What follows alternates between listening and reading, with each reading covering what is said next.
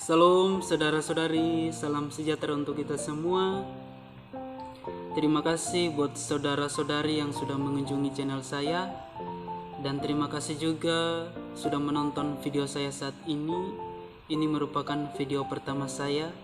Dan di video pertama saya saat ini, saya mau berbagi dengan saudara-saudari tentang administrasi gereja baru. Namun sebelumnya itu saya mau memperkenalkan diri. Saya atas nama Richard Aldivan Lekeama. Saya adalah mahasiswa teologi yang bersekolah di STT Inting Makassar. Dan sekarang saya sudah semester 3. Dan di semester ini ada mata kuliah yang saya ikuti, yaitu administrasi gereja baru. Untuk itu saya mau berbagi lewat video saya yang pertama ini dengan materi yang pertama yang saya dapatkan adalah dimensi Alkitab, teologi, dan doktrin. Namun sebelumnya itu, jangan lupa saudara-saudari untuk mendukung channel dan video saya yang pertama ini. Saudara-saudari bisa subscribe, like, share, dan komen di bawah ini. Terima kasih saudara-saudari. Dimensi Alkitab, teologi, dan doktrin merupakan 3 pokok penting yang dimiliki dalam gereja. Dalam materi ini kita dapat belajar tentang administrasi gereja baru dengan berbagai pengaruh dalam setiap sistem kepemimpinannya yang terus berkembang dari berbagai aspek yang ada dalam gereja itu sendiri. Jika dilihat dari ketiga dimensi ini, yaitu Alkitab, teologi, dan doktrin, merupakan tugas penting atau pokok penting bagi pelayanan di dalam gereja tersebut. Sebagai tugas yang mulia, yang terus dijalankan dalam setiap pelayanan gereja tersebut, dengan sistem kepemimpinan, gereja itu sendiri dapat berinteraksi dengan baik dalam segala tugas dan pelayanannya dilihat kembali di dalam ketiga pokok ini, yaitu Alkitab, teologi, dan doktrin. Karena kita ketahui bahwa gereja masa kini masih ada dalam tahap administrasi yang lama atau disebut administrasi gereja lama, AGL. Sehingga gereja perlu menata dan memperhatikan kembali setiap pelayanannya untuk terus memberikan pengaruh yang baik bagi jemaatnya sendiri. Untuk itu, apa yang menjadi kelemahan di dalam gereja itu sendiri? Jika dilihat dari sistem kepemimpinan gereja saat ini, mereka masih berada dalam tahap administrasi gereja lama. Kenapa? Karena saat ini gereja belum memperhatikan bagaimana gereja bisa terus maju dalam perkembangan pelayanannya jika tidak mengkaji semua unsur-unsur yang ada dalam gereja tersebut, yaitu terutama dalam sistem kepemimpinannya. Gereja administrasi baru merupakan suatu peluang penting bagi gereja tersebut untuk terus mengetahui setiap perkembangan di dalam pelayanannya, sehingga gereja mampu beradaptasi, memberikan suatu peluang yang baru di dalam pelayanannya.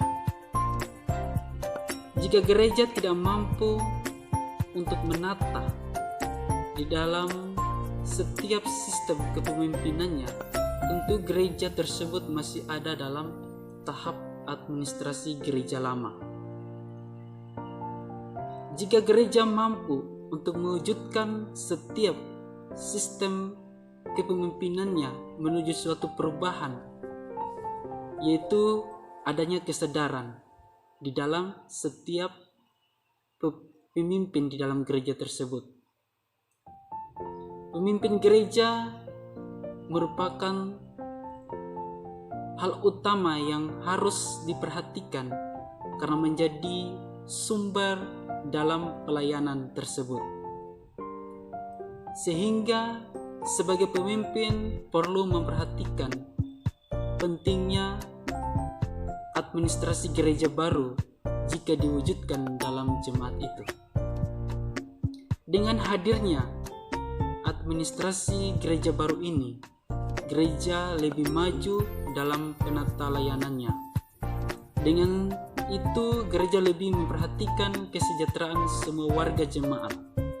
Dengan istilah yang dipakai dalam 1 Korintus 3 ayat 6, di situ menekankan tentang kawan sekerja Allah, yaitu mampu membawa perubahan dalam setiap sistem pelayanan dalam gereja yang diperbaharui dari kekurangan-kekurangan maupun hal-hal yang harus diperhatikan untuk ditinjau kembali.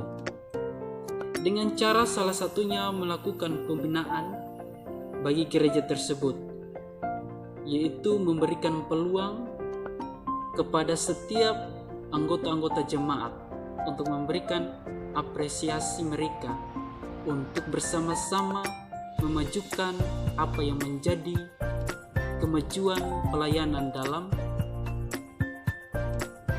penata layanan di dalam gereja tersebut. Sehingga administrasi gereja baru menjadi suatu aspek penting untuk terus dikembangkan di dalam setiap sistem pelayanan yang ada di dalam gereja. Jadi administrasi gereja harus berkesinambungan dengan teologi juga, dan bukan dengan teologi, namun Alkitab dan dogma dalam gereja tersebut. Agar dengan itu administrasi gereja baru lebih eksis dengan berbagai sistem kepemimpinannya. Administrasi gereja baru harus lebih memperhatikan juga ada 3 pokok penting sebagai unsur yang harus diletakkan sebagai dasar dalam kepemimpinannya. Yang pertama, melihat bahwa Allah sebagai administrasi yang agung. Kenapa sehingga dikatakan bahwa Allah sebagai administrasi yang agung? Agar dalam hal ini gereja lebih mengutamakan kepada siapa yang harus dikehendaki, sehingga dalam pelayanan tersebut harus sesuai dengan tugas panggilan gereja. Yang kedua, melihat Yesus sebagai gereja itu sendiri. Ini mengartikan bahwa dalam setiap sistem kepemimpinan gereja harus lebih mengutamakan apa yang menjadi sumber utama dalam gereja tersebut, seperti apa yang ditekankan dalam Matius 16 ayat 18.